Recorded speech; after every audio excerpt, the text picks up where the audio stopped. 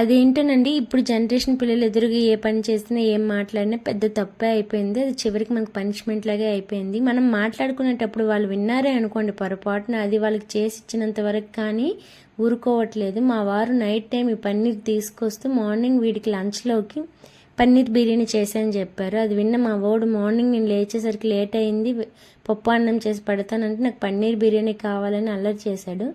ఇంకా ఒప్పుకొని పెళ్ళికి వాయించడం తప్పదు కదా ఇంకా అనేసి ఇంకా అరగంటలో, నిజం చెప్పిన అరగంటలో అయితే పన్నీర్ బిర్యానీ అయితే చేసేసాను. ఇప్పుడైతే వీడు ఆడింది ఆట పాడింది పాట అయిపోతుంది. ఏది కావాలని క్షణాల్లో తీర్చేస్తున్నాను. కానీ నా చిన్నప్పుడు ప్రతి దానికోసం పెద్ద యుద్ధమే జరిగిందండి.